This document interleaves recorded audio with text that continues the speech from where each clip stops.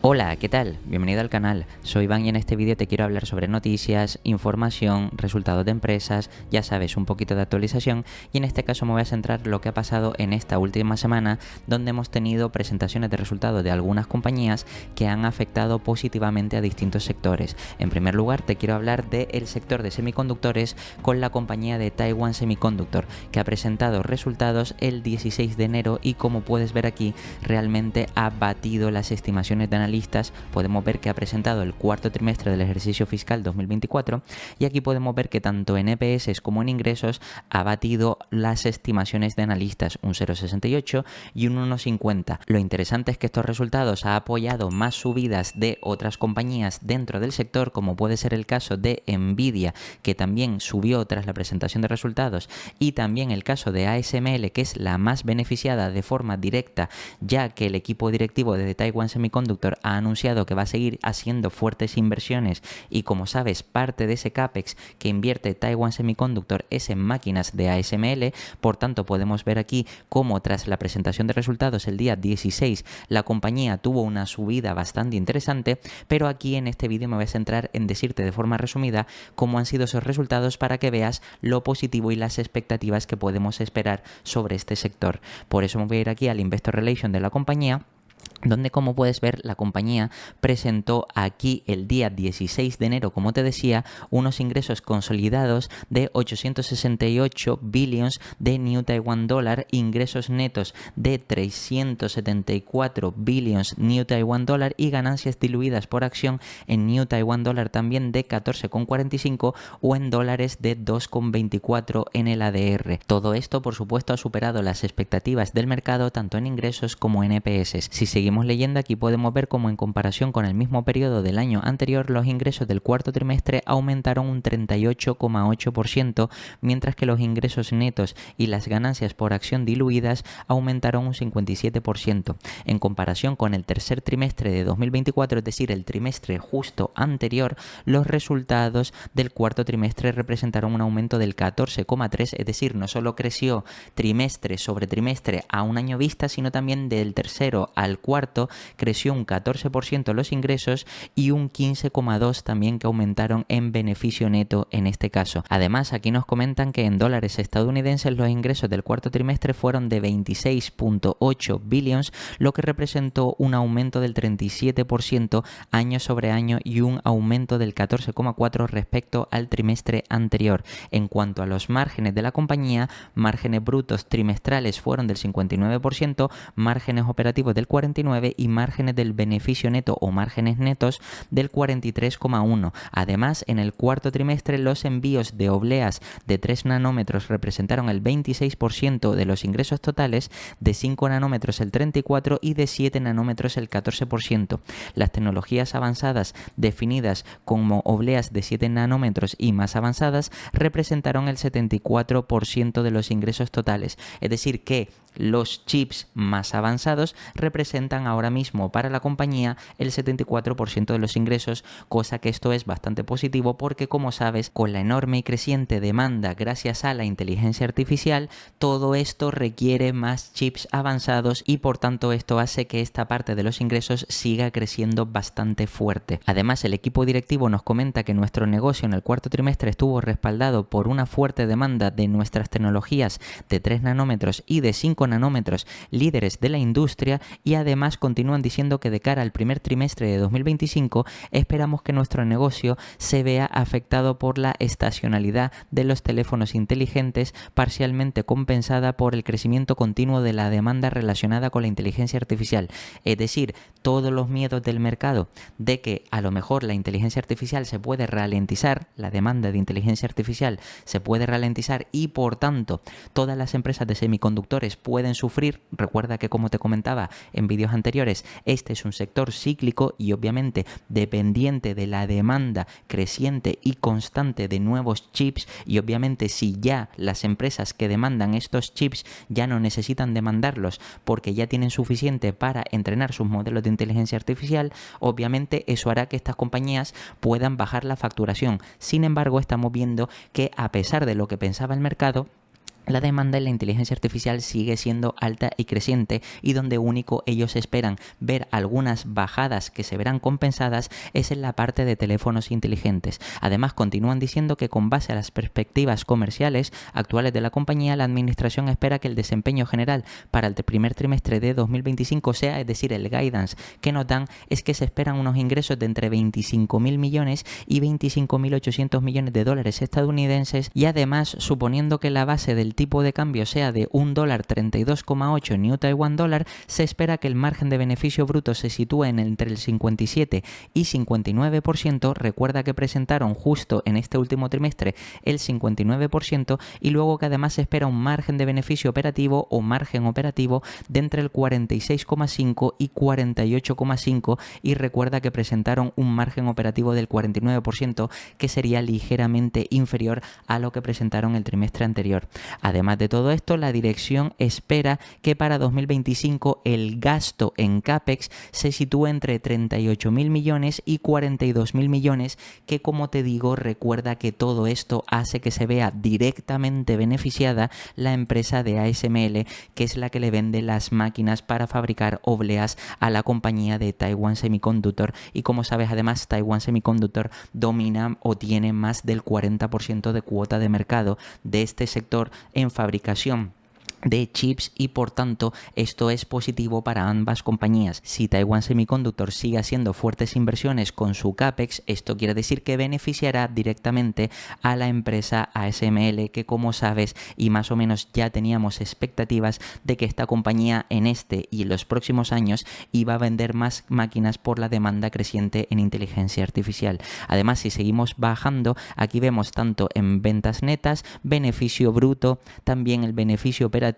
el beneficio antes de impuestos, el beneficio neto y los EPS, como aquí digamos están las distintas cantidades, y por supuesto aquí vemos que los crecimientos de la compañía en todas las partes pues ha sido bastante interesante, con crecimientos en ventas del 38%, de beneficio bruto del 54%, de beneficio operativo del 63%, todo esto por supuesto año sobre año, de beneficio antes de impuestos del 61% y de beneficio neto del 57%, con un crecimiento de los EPS del 57%, pasando de 9,21 a 14,45, lo que significa que si la compañía sigue aumentando los beneficios, quiere decir que nuestro precio, tanto reciente como pasado, será cada vez más atractivo o más barato. Por tanto, como te decía, los resultados de Taiwan Semiconductor son bastante positivos. Eso ha hecho que la compañía haya tenido esa subida, y aunque ahora es verdad que ha estado bajando después de los resultados, lo cierto es que no solo se ha beneficiado la compañía de Taiwan Semiconductor, sino también otras compañías dentro del sector,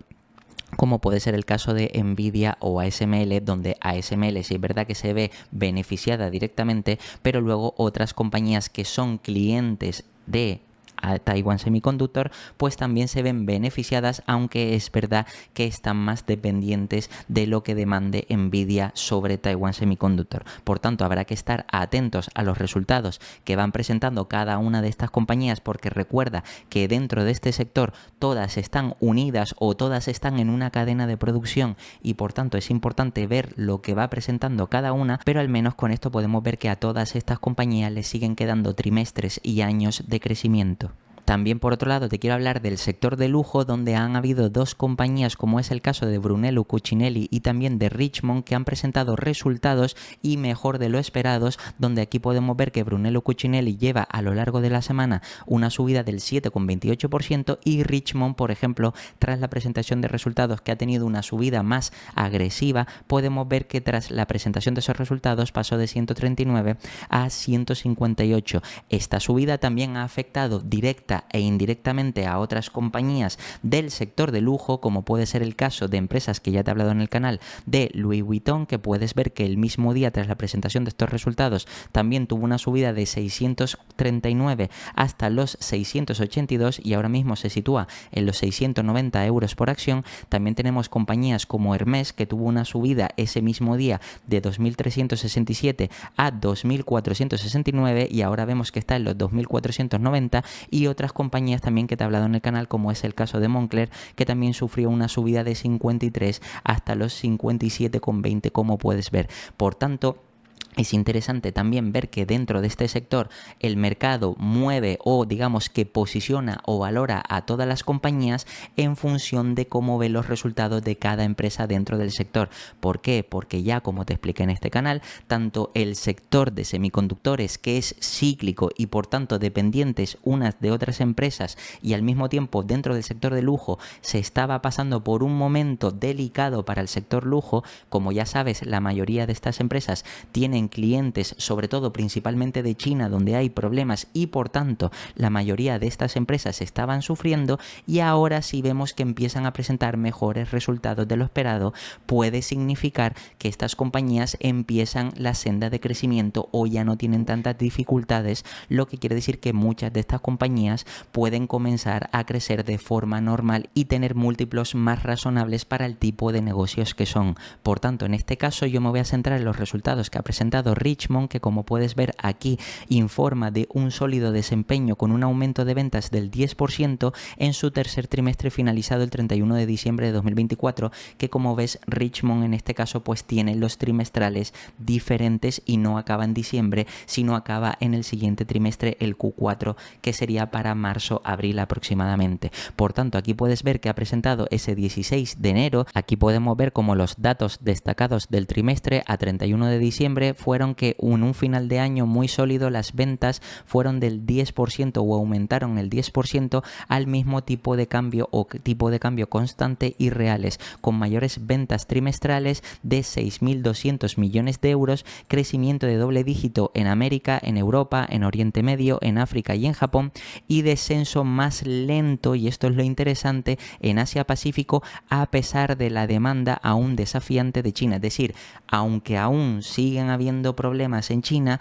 más o menos están viendo que el decrecimiento o el descenso no es tan grande como en otros trimestres anteriores, y por tanto quiere decir que el resultado generalizado es más positivo que el que habían obtenido en trimestres anteriores. Además, aquí vemos como la mejora notable respecto al primer semestre en todas las áreas de negocio, impulsadas por una aceleración en la casa de joyerías hasta el 14%, relojes especializados un menos 8% y otros el 11%, incluyendo casas de moda y accesorios con un 7% de crecimiento. El rendimiento del canal estuvo liderado por un comercio de minoristas con un aumento del 11% y a tipos de cambio constantes y reales. Y además fíjate que a 9 meses aquí nos comentan que obtuvieron 16.200 millones, lo que supone un 4% de crecimiento a tipo de cambio constante y un 3% a tipo de cambios reales, en un contexto de inversiones continuas en la perspectiva de crecimiento a largo plazo de las Maison del grupo. ¿Esto qué quiere decir? Pues que están viendo crecimientos positivos, parece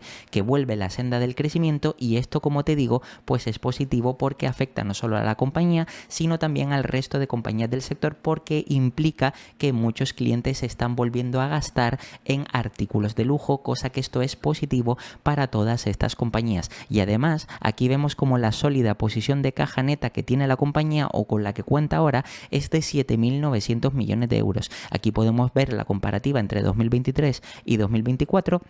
como efectivamente, por ejemplo, en Europa ha aumentado un 19%, en Asia Pacífico ha decrecido tan solo, es verdad que en trimestres anteriores había decrecido más, pero un 7%, luego en América se ha crecido un 22%, en Japón un 15%, estoy mirando la parte de las tasas reales o ajustadas, y luego en Oriente Medio o África, fíjate, con un 21%, lo que quiere decir que ha habido generalmente en distintas zonas geográficas un mayor crecimiento, e incluso en la parte de Asia Pacífica el decrecimiento no ha sido tan abultado o tan agresivo. Al mismo tiempo vemos que por canales de distribución los minoristas han crecido un 11%, ventas minoristas en línea, es decir, online, un 18%, y los ingresos por ventas al por mayor y regalías un 4%. Y además las áreas del negocio, fíjate que las casas de joyerías han crecido un 14%, relojes un menos 8% y otros un más 11%, lo que hace ese total del 10%. Por supuesto, aquí hay más información sobre la empresa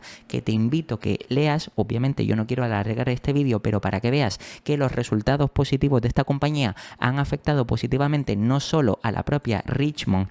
que como puedes ver ha tenido un crecimiento a lo largo de la semana de ese 17%, sino también los resultados positivos de Brunello Cucinelli, que lleva una subida interesante del 7%, como todo esto ha afectado positivamente a otras empresas del sector, como puede ser Louis Vuitton, como puede ser Hermès y como puede ser también Moncler, además de otras empresas como Kering y otras empresas dentro del sector de lujo. Por tanto, aquí también podemos ver que el sector de consumo discrecional, es decir, el sector de lujo que está dentro del sector de consumo discrecional, parece ser que se está recuperando. Veremos a ver los próximos resultados que presentan este resto de empresas, Louis Vuitton, Hermès, Moncler, para ver si efectivamente la tendencia del sector y de todas las empresas sigue siendo positivo, y así podremos ver un fuerte crecimiento en este sector no solo a corto plazo sino a medio y largo plazo. Y nada, estos han sido los resultados de Taiwan Semiconductor y de Richmond, que como ves han afectado positivamente a otras empresas del mismo sector, y en base a esto podemos esperar que el resto de compañías quizás vayan presentando buenos resultados, lo que a lo mejor puede ser o nos podemos encontrar ante una oportunidad de inversión bastante interesante. Como siempre te voy a dejar aquí 2 vídeos para que sigas aprendiendo, te puedes suscribir y dejarme un comentario y nada, nos vemos en el próximo.